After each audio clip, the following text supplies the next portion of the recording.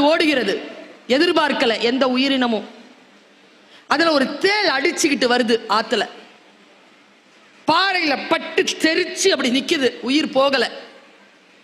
பக்கத்துல பாக்குது, அங்க ஒரு தவளை உட்காந்துட்டு.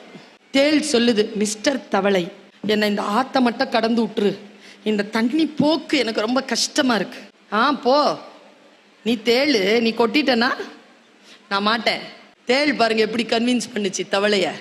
நீ என்ன லூசா, நான் ஏன் உன்னை கொட்ட போறேன், நான் கொட்டினாதான் நானும் செத்துருவேனே, நீ என்னை காப்பாத்தி மட்டும் விட்டுரு, நான் அந்த பக்கமா போயிருவேன், இவ்வளோ ஆபத்துல நான் உன்னை கொட்டுவேனா. தவளை கன்வின்ஸ் ஆயிடுச்சு சார், முதுகுல ஏறிடுச்சு சார் தேளு.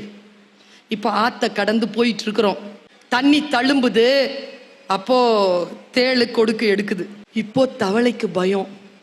தவளை சமாதானம் பேசுது தேள் கிட்ட, கொட்டிராத, ஜாகிரதையா கூட்டிட்டு போய் விட்டுறேன், எனக்கு நீந்த தெரியும், ப்ளீஸ் ஹோல்ட் யுவர் செல்ஃப், கொட்டாத. அது கொடுக்க எடுத்துருச்சு. 2 அடியில ஆறு கடந்துருச்சுங்க.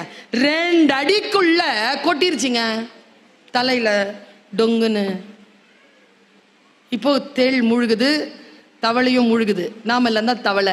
நாம என்ன சொல்லுவோம், டைலாக்க நான் சொல்லவா? உன் வழிக்கு நான் வந்தனா, நீ தானே என் வழிக்கு வந்த, ப்ராமிஸ் பண்ணல கொட்ட மாட்டேன்னு, ஏன் கொட்டின? நீயும் சவர நானும் சவரம் பார், உனக்கு ஹெல்ப் பண்ணி எனக்கு இந்த சாவு தேவையா அப்படின்னு சொல்லிட்டே மூழ்கிருச்சு. அது சொன்ன டைலாக் இல்லை இப்ப நீங்க வீட்டுக்கு கொண்டு போற டைலாக். தேள் சொன்ன டைலாக் தான் இம்பார்ட்டன்ட். தேள் சொல்லிச்சு, கொட்டணும்னு கொட்டல, கொட்டுறது என் இயல்பு. இதுல நம்ம என்ன கத்துக்கிறோம் தெரியுமா? கூட இருக்கிறது, நம்மளை பெத்தது, நாம பெத்தது, நமக்கு வாச்சது, அந்த வாச்சதுக்கு வாச்சது, வேலையில வந்து சேர்றது, சேர்றதுல வந்து சேர்றது, இது எல்லாம் தான் அந்த தேளு. கூட இருக்கிறது தேளா பாம்பா பன்னியா என்ன மிருகம்னு தெரிஞ்சிருச்சுன்னா முதுகுல ஏத்திக்க மாட்டோம்ல.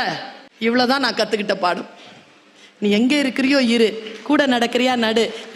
இந்த உலகம் தேளுக்குமானது தவளைக்குமானது, என் முதுகில் ஏறிக்கொள்ளாத.